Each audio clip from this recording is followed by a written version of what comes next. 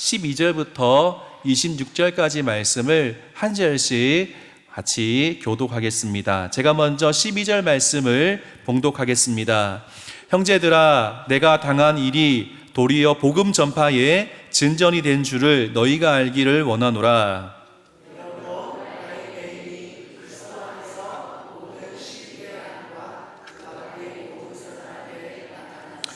형제 중 다수가 나의 매임으로 말미암아 주 안에서 신뢰함으로 겁없이 하나님의 말씀을 더욱 담대히 전하게 되었느니라.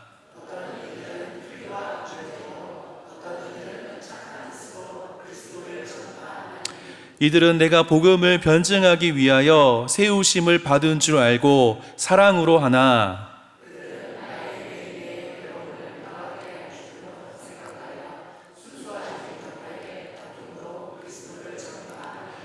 그러면 무엇이냐? 거칠애로 하나 참으로 하나 무슨 방도로 하든지 전파되는 것은 그리스도니 이로써 나는 기뻐하고 또한 기뻐하리라.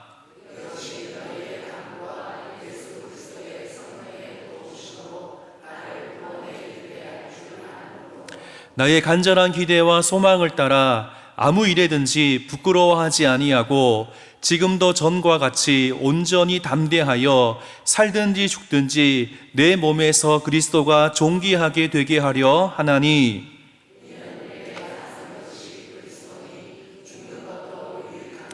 그러나 만일 육신으로 사는 이것이 내 일의 열매일진데 무엇을 택해야 하는지 나는 알지 못하노라.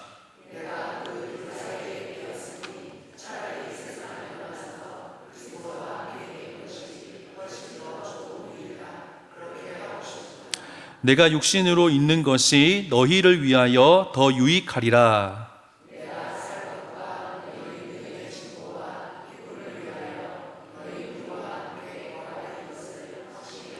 같이 읽겠습니다. 내가 다시 너희와 같이 있으므로 그리스도 예수 안에서 너희 자랑이 나로 말미암아 풍성하게 하려 함이라. 아멘. 오늘 이 밤에 감옥에서도 기뻐할 수 있는 이유에 대해서 우리가 함께 살펴보면서 또 하나님의 은혜 가운데 나아가는 시간이 되기를 소망합니다. 사랑하는 성도님들은 어떠십니까? 혹시 명예에 대해서 어떻게 생각하십니까? 아니면 체면에 대해서 어떻게 생각하십니까? 우리나라는 예로부터 체면이 굉장히 중요한 사회였습니다.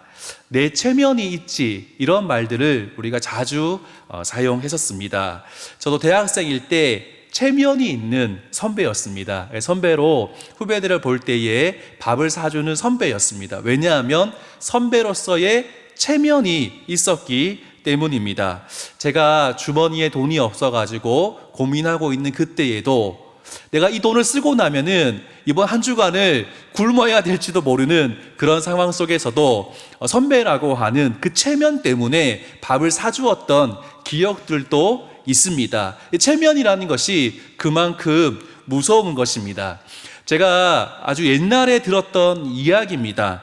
어느 교회에서 건축을 했습니다. 은혜롭게 건축이 마무리가 되었고 마지막에 이 교회를 위해서 누가 얼마나 헌신했는지 그리고 얼마나 많이 어떻게 헌금했는지 교회에서 눈에 띄는 곳이 아니라 눈에 띄지 않는 모퉁이에게 좀 새기자라고 했던 결정이 나게 되었습니다. 그래서 그렇게 하기로 결정하고 난 다음에 갑자기 건축이 완료되었는데 갑자기 건축 헌금이 들어오기 시작했다는 이야기를 들은 적이 있습니다. 이 기념비가 얼만큼 오래될지 모르겠지만 아마 몇십 년 정도 있을 건데 이렇게 체면이 있기 때문에 기록되어 있는 체면이 있기 때문에 헌금을 더 많이 하게 되었다라고 하는 이야기를 들은 적이 있습니다. 그만큼 우리나라는 체면이라고 하는 것이 중요합니다. 그런데 우리가 방금 읽었던 말씀은 빌립보서 말씀입니다. 빌립보서는 바울이 로마 감옥에 투옥된 상황 속에서 2차 전도 여행 중에 세운 빌립보 교회 성도들을 위해서 보낸 서신이 바로 빌립보서였습니다. 당시 빌립보 사람들도 우리나라의 체면과 같이 굉장히 중요하게 여기는 것이 있었는데 그것은 무엇이었냐면은 명예라고 하는 것이었습니다. 빌립보 사람들은 명예를 굉장히 중요시했습니다. 나의 생명보다도 중요한 것이 명예다라고 생각했습니다.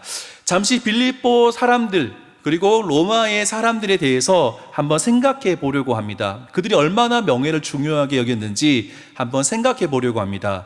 빌립보 사람들이 생각했던 명예는 공동체의 판단에 의한 겁니다. 그러니까 난 이걸 잘하기 때문에, 내가 이것을 했기 때문에 나는 명예를 가지고 있어, 명예로운 사람이야 라고 이야기하는 것은 아무런 소용이 없었습니다.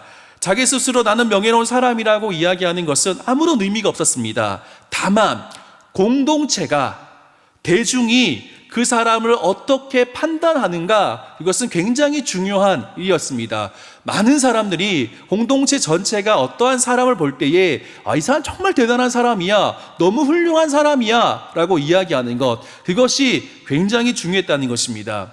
잠시 로마 군대의 이야기를 통해서 예를 들어 설명해 보도록 하겠습니다. 로마의 군대는 어떠한 군대였습니까? 정말 전쟁을 잘하는 군대였습니다. 수많은 나라들과 전쟁에서 승리했던 군대가 바로 로마 군대였습니다. 로마 군대가 이렇게 탁월할 수 있었던 것은 전술이라는 것을 처음으로 사용했기 때문입니다. 당시에 마게도냐와 그리고 별로 크지 않은 로마가 전쟁을 하게 됩니다. 로마가 조금씩 커져가니까 마게도냐가 로마를 계속해서 공격하기 시작했습니다. 그러다가 전면전이 시작되었는데 누가 봐도 마게도냐가 승리할 것이다 라고 생각했습니다. 누가 생각해도. 왜냐하면 마게도냐가 훨씬 더 크고 훨씬 더 군사들이 많았기 때문입니다. 그런데 놀랍게도 로마는 마게도냐와 전쟁에서 승리하게 되었고 그 지역을 차지하게 되었다는 것입니다. 전술을 사용했던 그런 군대였기 때문입니다. 그런데 제가 보고 싶은 것은 이 전술보다도 훨씬 더 뛰어나는 것이 있었는데, 훨씬 더 무서운 무기가 있었는데 그들에게는 명예라는 것이 있었다라고 하는 겁니다. 내가 죽었으면 죽었지 도망치지 않겠다. 불명예를 당하는 것을 굉장히 싫어했습니다. 그래서 나의 목숨을 걸고 명예롭게 싸우는 것을 선택했던 사람들이 로마의 군대였습니다. 에베소서 6장 말씀을 보게 되면은 이런 말씀이 나옵니다. 하나님의 전수인 갑주에 대해서 우리가 어떻게 영적으로 무장해야 되는지를 설명하면서 로마 병사들이 입었던 무장들을 가지고 설명합니다. 그런데 그 무장들을 자세히 보게 되면은 뒤에는 보호하는 것이 없습니다. 앞에만 있습니다. 앞에만. 로마의 군대는 뒤를 보호하지 않습니다. 앞에만 보호합니다. 왜냐하면 절대로 적 앞에서 등을 돌리지 않기 때문입니다. 죽었으면 죽었지 도망가지 않는 군대가 로마 군대였습니다. 그렇기 때문에 앞만 보호하면 되는 것이었습니다. 예를 들어서 제가 빌립보 사람입니다. 그런데 제가 전쟁에 참여하게 됩니다. 로마의 군대에 참여하게 되면은 어떻게 되냐면 제가 만약에 목숨을 걸고 전쟁에 나와 싸웠습니다. 그런데 제가 그 전쟁에서 전사했습니다. 굉장히 슬픈 일이죠. 제가 전사했으니까. 그런데 이 일은 우리 가문에, 제가 속해 있는 가문에 굉장히 명예로운 일이 된다는 것입니다. 저희 아이들은 아마 이야기하기 시작할 겁니다. 저희 아버님은 어느 전쟁에서, 몇 년도 어느 전쟁에서 로마를 위해 싸우다가 전사하셨습니다. 그렇게 이야기하면 굉장히 큰 명예를 얻는 그러한 가문이 되었다는 것입니다. 반대로 이야기하면은 제가 로마의 군인으로 전쟁에 나갔다가 너무 무서운 겁니다. 그래가지고 도망을 쳤습니다. 그래서 딴 사람들 다 죽고 저만 살았습니다. 그럼 어떻게 되냐면은 저는 굉장히 불명예스러운, 치욕스러운 삶을 살아야 했다는 겁니다. 저뿐만이 아니라 저의 가문은 이제 그 마을에 살지 못합니다. 떠나야 됩니다. 왜냐하면 그만큼 아주 비난을 받으면서 살아갈 수밖에 없었기 때문입니다. 저기 멀리 아무도 모르는 곳에 가서 살아야 했던 것입니다. 그만큼 명예가 소중했던 사람들이 로마 사람들이었고 빌립보 사람들이었습니다. 이렇게 명예를 중요하게 생각하는 사람들이 이런 사람들, 빌립보 사람들이었는데 당연히 빌립보 성도들도 그들의 문화 안에서 명예를 중요하게 생각했습니다. 그런데 빌립보 성도들에게 아주 중요한 문제가 발생하고 말았습니다. 자신들에게 복음을 증거했고 자신들에게 복음을 증거하여서 교회를 세웠던 바울이 지금 감옥에 갇혀 있다는 그런 중요한 문제에 부딪히게 된다는 것입니다. 빌립보 성도들이 봤을 때는 우리가 바울에게서 배웠는데 지금 바울이 뭔가 잘못해가지고 감옥에 있다는 것은 굉장히 불명예스러운 그런 일이었습니다. 그러니까 빌립보 성도들이 감옥에 있는 바울을 바라보는 그러한 시선은 우리가 생각했던, 우리가 바라보고 있는, 바울을 바라보고 있는 그런 시선과는 조금 달랐다는 것입니다. 우리는 바울을 생각할 때에 바울이 정말 복음을 위해서 자신의 안위도 돌보지 아니하고 감옥에 가 있구나라고 하면서 감동을 받고 뭔가 은혜를 받는데, 그런데 빌립보 성도들은 그렇지 않았을 수 있습니다. 굉장히 마음이 불편했을 수 있습니다. 바울 때문에 우리가 비난받을 수도 있는데, 바울 때문에 우리 가운데에 좀 어려움이 있을 수 있는데 라고 하는 그러한 불편한 마음들이 생기기 시작했을 겁니다. 감옥에 있는 사람, 아주 잘못한 사람이어서 가이사랴의 2년, 로마 감옥에서 2년 동안이나 옥살이하고 있는 그 사람의 말을 믿고 교회가 생겨났기 때문에 굉장히 불명예스러운 일이었다라고 하는 것입니다. 이러한 상황 속에 바울은 빌립보 성도들을 위해서 편지를 기록했습니다. 그 편지가 우리가 읽었던 빌립보서입니다. 바울은 빌립보 교회의 명예를 실추시키는 것처럼 보이면서 구차하게 수치스럽게 감옥 생활을 계속해서 했던 이유가 무엇이겠습니까? 바울이 감옥에 있으면서도 나는 기쁘다라고 이야기하면서 계속해서 신앙생활을 이어나갔던 이유가 무엇이겠습니까? 오늘 말씀을 통해서 그 이유를 살펴보고 우리도 그와 같이 살아갈 수 있는 귀한 성도님 되시기를 주님의 이름으로 축복합니다. 첫 번째로, 그리스도가 전파되기 때문에 바울은 기뻐한다라고 말씀하고 있습니다. 12절부터 14절까지 말씀을 우리 한 절씩 교독하고 14절은 같이 읽겠습니다. 제가 12절 읽겠습니다. 형제들아, 내가 당한 일이 도리어 복음 전파에 진전이 된 줄을 너희가 알기를 원하노라.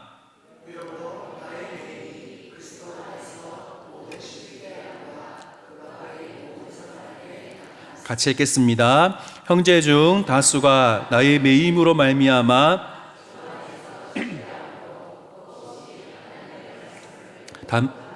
전하게 되었느니라. 아멘.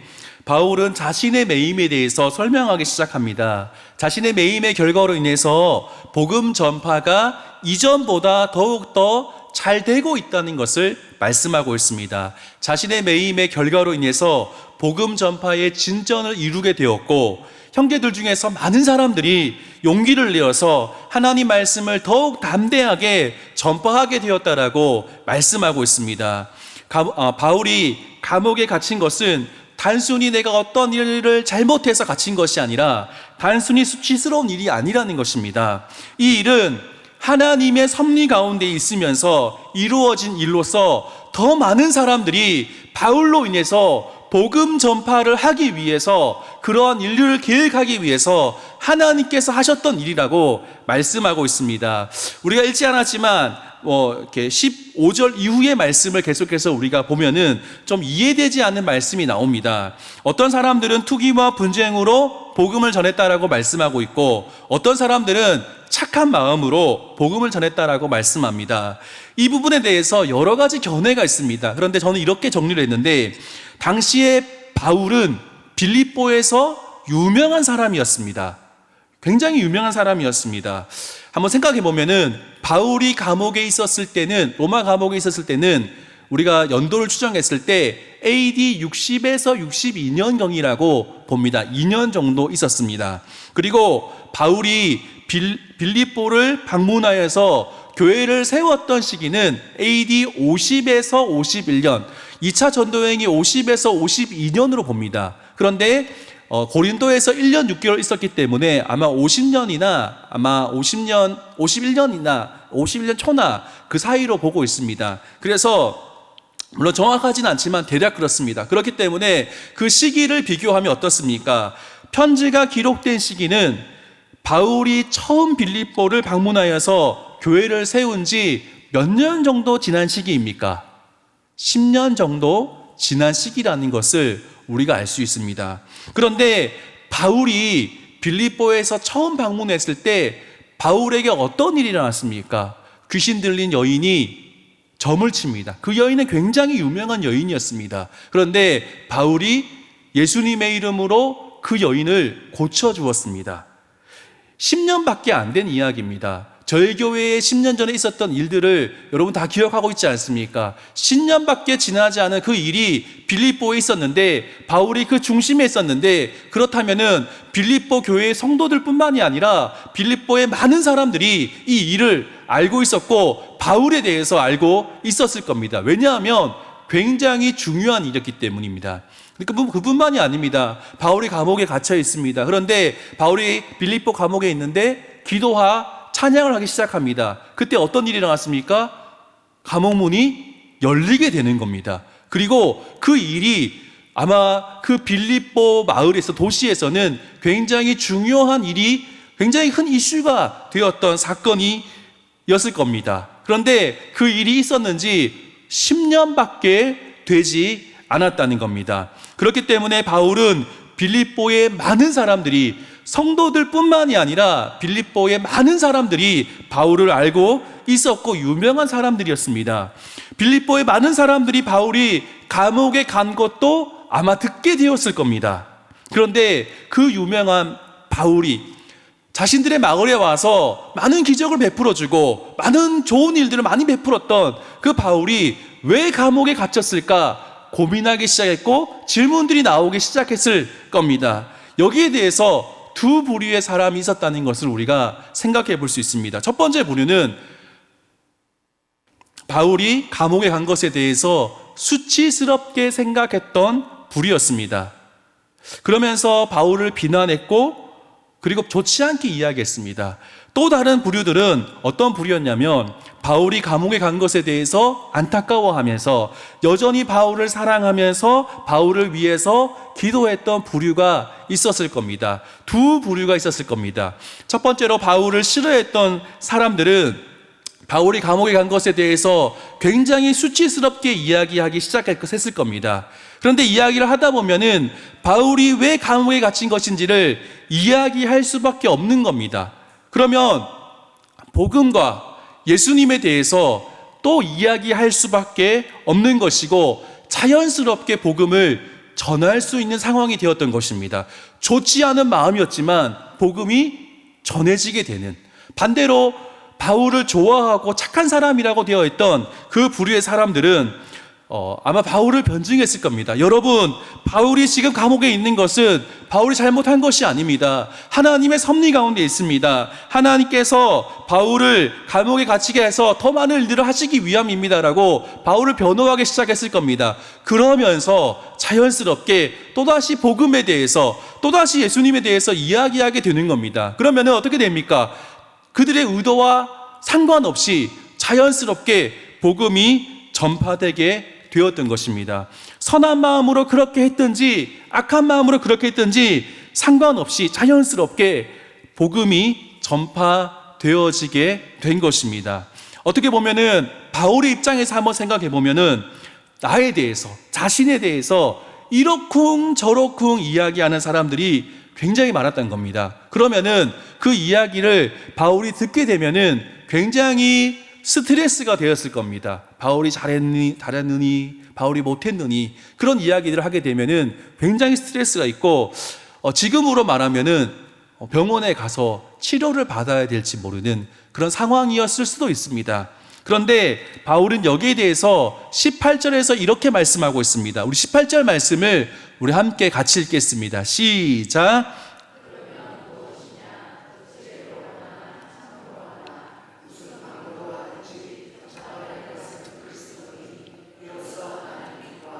또한 기뻐하리라. 아멘. 자기는 어떤 상황이든 상관없다라고 말합니다. 어떤 경우이든 어떠한 이유이든 자신에 대해서 비난을 하든지 자신을 사랑하는 마음으로 했든지 나는 상관이 없고, 다만 예수 그리스도가 전파되고 있으니 나는 기쁘고 또한 기뻐할 것이다 라고 말씀합니다. 우리가 여기에서 바울이 기뻐하고 기뻐한다는 이 말을 좀 살펴볼 필요가 있습니다. 나는 기뻐하고 또한 기뻐하리라고 바울이 고백하고 있는데, 첫 번째 기뻐한다는 것은 우리 번역이 잘 되어 있습니다. 그래서 헬라어에서도 이 번역은 현재형입니다. 그러니까 원래 말하는 현재 직설법인데 우리도 바꿨으면 현재형이라고 보면 됩니다. 그러니까 지금 상황 때문에 어렵고 힘든 것이 아니라 내가 지금 예수님이 전파되고 있는 그 일 때문에 나와 관계없이 나는 너무나 기쁘고 즐겁다라고 하는 겁니다. 또 기뻐하리라, 이 표현은 미래 직설법입니다. 우리로 말하면 미래형입니다. 그러니까 나는 지금도 기쁠 뿐만이 아니라 앞으로도 계속해서 기뻐할 것이다 라고 바울은 믿음으로 고백하고 있는 것입니다. 바울은 내가 감옥에 있으면서 이런 이야기 저런 이야기로 인해서 사람들이 여러 말들을 할 텐데 그 일로 인해서 내가 속상해하지 않는다. 왜냐하면 나로 인해서 예수 그리스도가 전파되기 때문에 수많은 사람들이 예수님을 증거하고 있기 때문에 나는 괜찮다라고 바울은 고백하는 겁니다. 이 말씀을 보면서 한 사람이 생각났습니다. 그 사람은 세례 요한이었습니다. 세례 요한이 예수님에게 예수님 보면서 이렇게 고백했습니다. 요한복음 3장 30절 말씀인데 같이 읽겠습니다. 시작. 나는 쇠하여야 하리라. 아멘. 세례 요한은 자신이 주인공이 아닌 것을 분명히 알았습니다. 그리스도의 오실 길을 예비하는 자인 것을 분명히 알고 있었습니다. 그래서 세례 요한은 나는 점점 없어져야 되고 예수 그리스도가 점점 높아지고 예수 그리스도가 흥해야 된다라고 고백했다는 겁니다. 바울도 이러한 맥락 속에서 이 고백을 하고 있는 것을 우리는 보아야 하는 겁니다. 나의 이름이 높아지는 것이 아니라 때론 내가 사람들에게 구설수에 올라서 이런 얘기 저런 얘기 들으면서 때로는 억울한 일들을 들으면서 마음이 속상하고 힘들어하는 것이 아니라 나로 인해서 예수 그리스도가 전파되고 있는 이 일 때문에 나는 기쁘다라고 고백했던 이 고백이 우리의 고백이 되어야 될 줄로 믿습니다. 이 고백이 우리의 고백이 될 수 있도록 기도하는 이 밤이 되시기를 주님의 이름으로 축복합니다. 둘째입니다. 오늘 설교가 조금 더 길어질 수도 있습니다. 길어질 수도 있지만 다 하겠습니다. 둘째, 그리스도를 존귀하게 하기 때문입니다. 바울이 기뻐했던 이유는 예수님의 이름을 높였기 때문이라고 말씀합니다. 20절 말씀을 우리가 같이 읽었으면 좋겠습니다. 20절 말씀 제가 정말 좋아하는 말씀인데 같이 읽었으면 좋겠습니다. 시작. 나의 간절한 기대와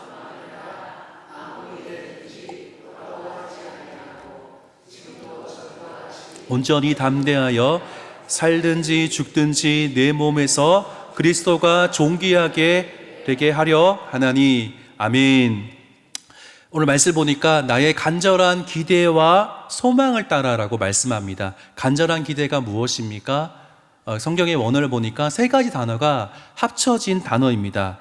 어떠한 기대감, 미래에 대한 기대감을 가진다라고 하는 의미와 목을 쭉 내미는, 그리고 앞을 본다. 세 가지 단어가 합성된 단어가 나의 간절한 기대입니다. 그러니까 우리로 말하면은 학수고대한다라고 하는 의미가 있습니다. 간절한 기대. 소망은 무엇입니까? 헬라어로 보니까 신뢰라고 하는 의미입니다. 그러니까 학수고대하면서 신뢰하는 것은 무엇이겠습니까? 예수 그리스도가 재림하는 것입니다.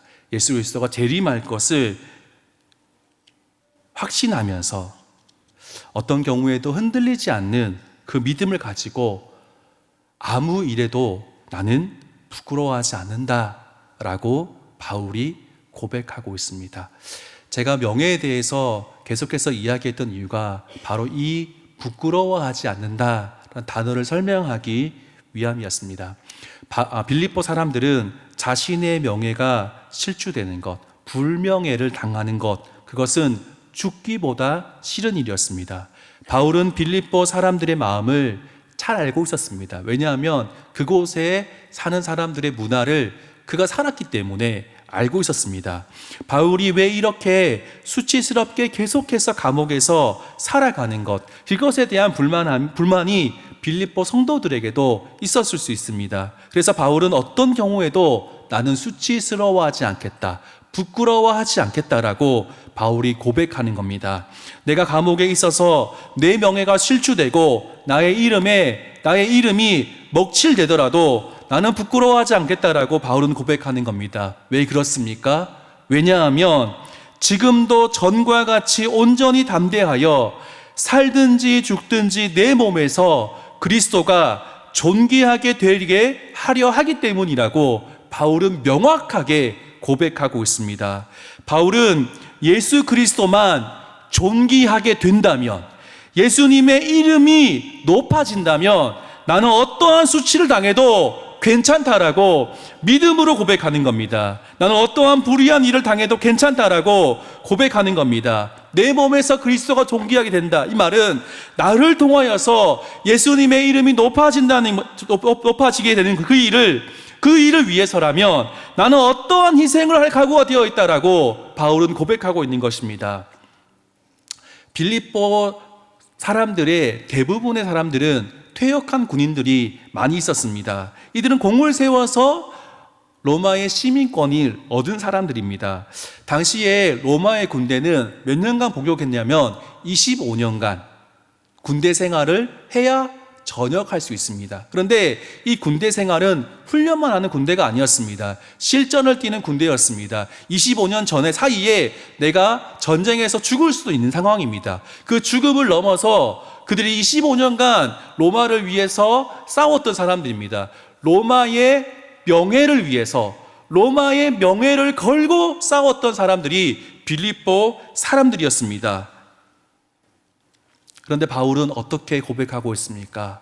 나는 지금 예수 그리스도의 그 명예를 위해서 너희들이 전쟁했던 것처럼 내가 지금 싸우고 있다라고 고백하고 있는 겁니다.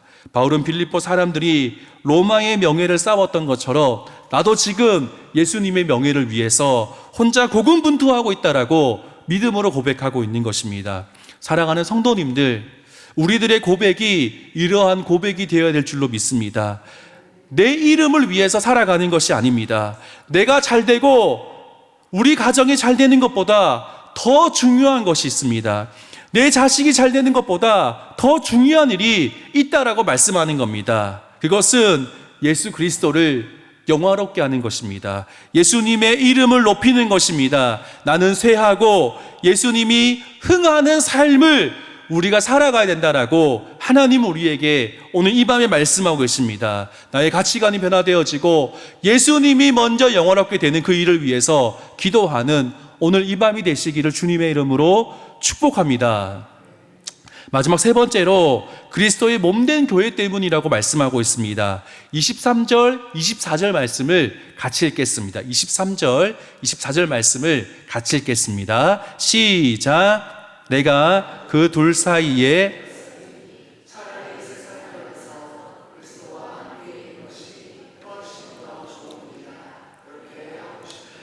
내가 육신으로 있는 것이 너희를 위하여 더 유익하리라.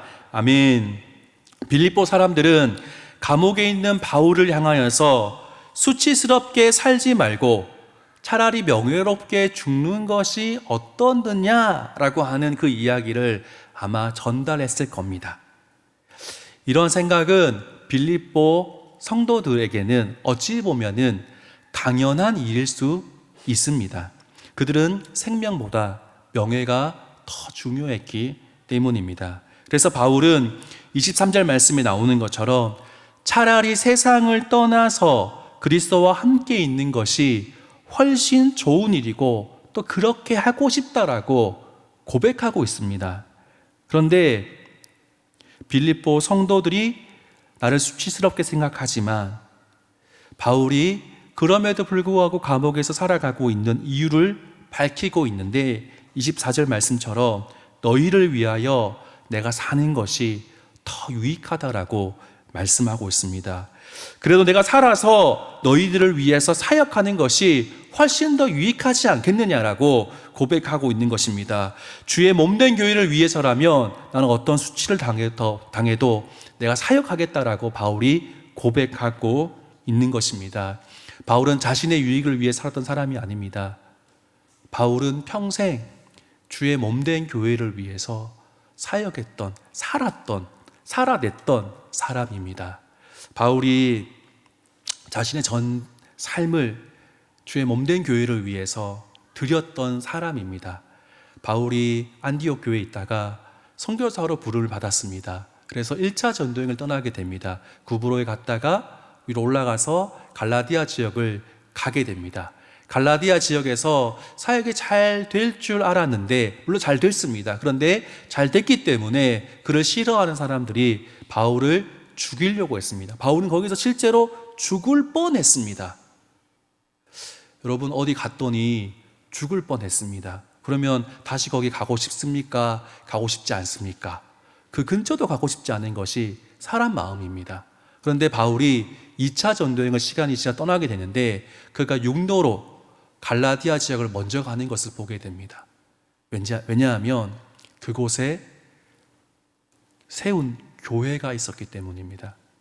자기의 상처, 어려움, 정말 피하고 싶은 그곳이었지만 거기에 하나님의 교회가 있었기 때문에 그곳에 가서 또다시 사역했을 겁니다. 제가 수요 예배 때 말씀드린 적이 있는데 제가 교통사고 당했습니다. 횡단보도 건너다가 교통사고를 당했는데 나중에 병원에서 다 치료받고 남았을 때 차가 지나만 가도 가슴이 덜컹덜컹 내려앉습니다. 그리고 횡단보도를 건너는 것은 저한테는 진짜 너무 어려운 일이었습니다. 중학교 1학년 학생에게는 너무나 힘든 일이었습니다. 다시는 건너고 싶지 않은 곳이 횡단보도였습니다. 그런데 바울은 그런 트라우마가 있었을 텐데도 교회를 위해서 그곳을 방문하는 모습을 보게 됩니다. 2차 전도여행을 가서 에베소로 가고 싶었지만 하나님께서 마게도냐를 건너가라 말씀하셨기 때문에 마게도냐 사역을 하고 다시 돌아옵니다. 2차 전도여행과 3차 전도여행 사이에 그걸 찾아보기 쉽지 않습니다. 왜냐하면 2차 전도를 마치고 난 다음에 진짜 한 절 안에 일어났는데 곧 다시 준비해서 또다시 3차 전도를 떠납니다. 여행을 좋아하시는 분들이 계십니까? 지금 비행기를 타고 아주 편하게 여행을 하더라도 여행 갔다 오면 어떻습니까? 굉장히 피곤합니다. 그것도 여행이 2박 3일, 3박 4일 아닙니다. 2년, 3년간 여행하고 와서 돌아왔을 때 다시 준비하는 것은 쉬운 일이 아닙니다. 그런데 바울은 어떻게 했습니까? 또다시 주님 부르셔서 3차 전쟁을 떠납니다. 그때 또다시 갈라디아 지역을 방문해서 교회를 돌아봤습니다.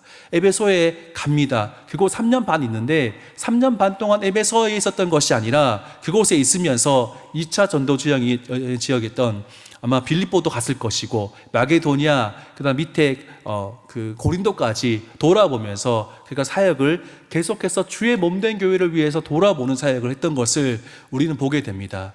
바울이 3차 전도행 이후에 감옥에 갇히게 됩니다. 로마 감옥에서 풀려납니다. 그때가 언제였냐면은 62년경이었습니다. 바울이 스데반 집사님을 죽였을 때가 AD 30년 초반입니다. 30년이 지났습니다. 바울의 나이를 추정했을 때 50대 후반이나 60대 초반이라고 우리가 추정할 수 있습니다. 그러면 어떻습니까? 지금은 50대, 60대는 젊은 분들이시죠.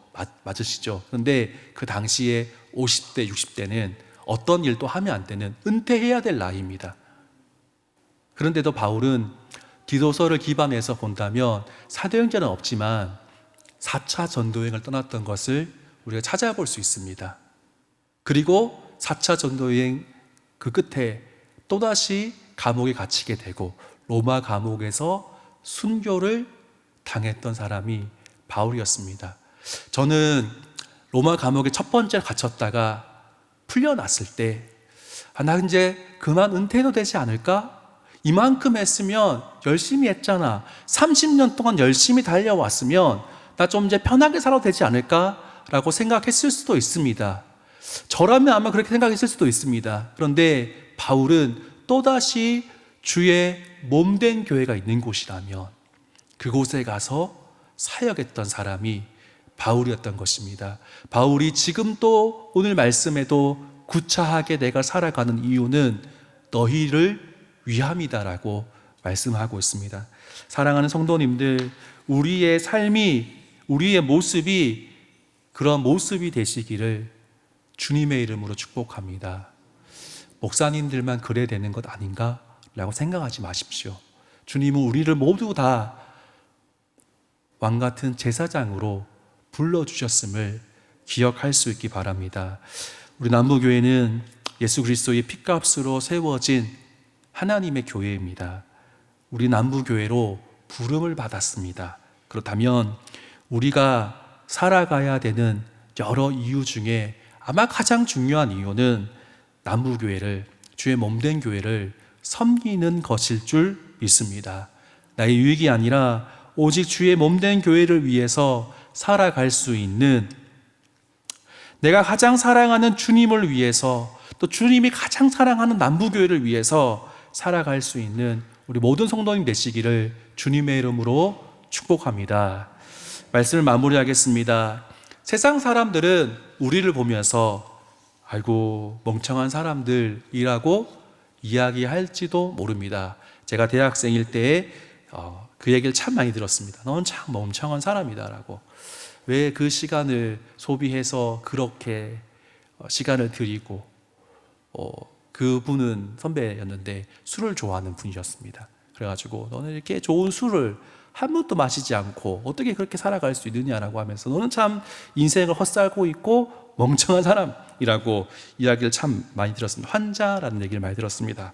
병원에 가야 된다고 많이 들었는데, 그런데 그렇게 살아가는 것이 우리가 살아가야 되는 모습일 줄로 믿습니다.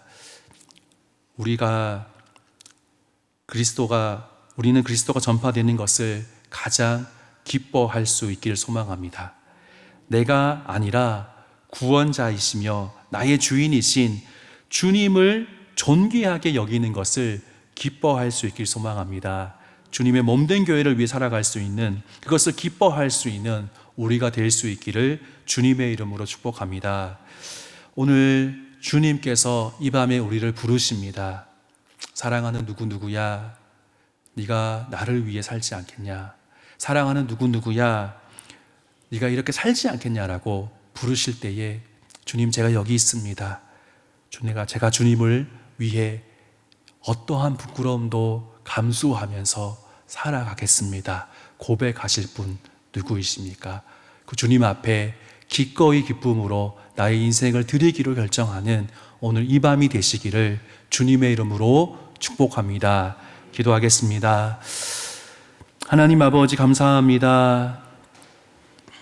오늘 바울이 감옥에서도 기뻐했던 이유, 어떻게 보면 남들이 볼 때에 구차하게, 수치스럽게, 불명예스럽게 감옥에 있는 것 같지만 정말 바울이 그곳에서도 기뻐하며 그렇게 살아갔던 이유는 주님을 위함인 것을 다시 한 번 더 우리에게 말씀해 주셔서 감사합니다.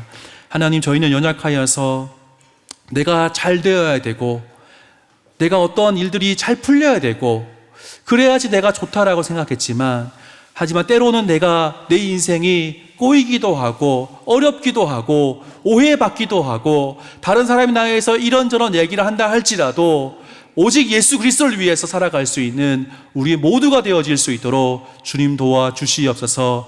우리가 주님을 위해 살아갈 수 있도록 도와주시고, 그렇게 할 때 하나님의 인도하심을 볼 수 있도록 주님 도와주시옵소서. 감사합니다. 예수님의 이름으로 기도드리옵나이다. 아멘.